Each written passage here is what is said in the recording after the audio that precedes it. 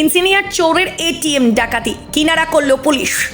রামনগরে গভীর রাতে এটিএম ভেঙে লক্ষ লক্ষ টাকা লুট করে পুলিশের জালে অবশেষে ধরা পড়ল বিটেক ইঞ্জিনিয়ার যুবক। করোনা থেকে কাজ হারিয়েছে, তারপর থেকে কাজ পেলেও 15 থেকে 20 হাজার টাকার কাজে খরচে সামলাতে পারছে না উত্তর 24 পরগনার হাবড়ার বাসিন্দা উত্তম মাইতি। সংসার রয়েছে, আরও উচ্চ শিক্ষায় শিক্ষিত হতে চাইছে। কেউ ধার দিয়ে সহযোগিতার কথা বলেনি, ব্যাংক থেকে ঋণও জোটেনি। শেষমেশ এটিএম থেকে টাকা লুট করার চিন্তা ভাবনা মাথায় আসে। যা ভাবনা তাই কাজ। মেছেদার একটি গ্যাসের দোকান থেকে গ্যাস সিলিন্ডার সহ এটিএম কাটার বার্নার সংগ্রহ করে এই 35 বয়সে ইঞ্জিনিয়ার সরঞ্জাম ব্যাসে চাপিয়ে পূর্ব মেদিনীপুরের দীঘার কাছে রামনগর থানা এলাকার রামনগর বাসস্ট্যান্ডে এসে পৌঁছায়। রাত্রি 9টার দিকে পৌঁছে একটি গুমটি দোকানের আড়ালে প্রায় অর্ধরাত্রি পর্যন্ত অপেক্ষা করে। এরপর গ্যাস সিলিন্ডার সহ গ্যাস কাটার নিয়ে কাছেই রাস্তার অপর দিকে থাকা একটি সরকারি ব্যাংকের এটিএমে ঢুকে পড়ে। রাত্রি 12টার দিকে রাস্তাঘাট বাসস্ট্যান্ড শুনশান হয়ে গেলে ঢুকে পড়ে যুবক। এটিএমের শাটার নামিয়ে দেয়, তার আগেই শাটারের বাইরের শাটার নামিয়ে লিখে দেয় এটিএম বিকল রয়েছে। এরপর চলে 3 ঘন্টা ধরে অপারেশন।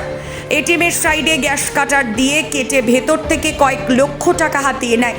নিজে যেহেতু ইঞ্জিনিয়ার, টাকা কিভাবে কোথায় থাকতে পারে সেটা তার অজানা ছিল না।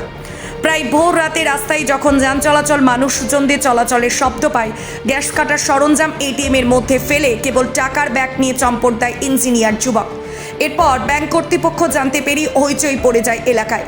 রামনগর থানায় অভিযোগ দায়ের করা হয়। পুলিশ সরঞ্জাম সিজ করে ঘটনাস্থলে এসে পাশাপাশি তদন্ত শুরু করে দেয়।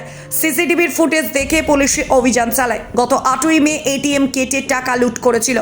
প্রায় 3 মাসের পর রবিবার হাবড়ার বাড়ি থেকে ধরা পড়ে যুবক। যুবককে গ্রেফতারের পর কাঁথি আদালতে পেশ করে পুলিশ। আদালতের নির্দেশে পুলিশ হেফাজত নিয়ে যুবককে জিজ্ঞাসাবাদের পর জানতে পারে তার পরিস্থিতির কথা।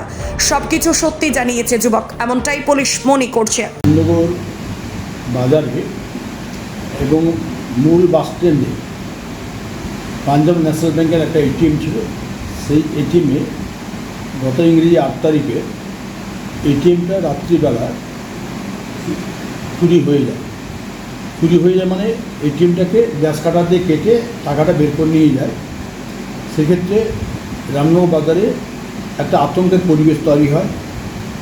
সেই আতঙ্কের পরিবেশের মধ্যে থেকে পুলিশ প্রহরা এবং ব্যবসায়ী সমিতির থেকে রামনগর বাজার ব্যবসায়ী সমিতির থেকে নাইট গার্ড সহ সেই থেকে তদারকিটা বেশি পরিমাণে করা হচ্ছে।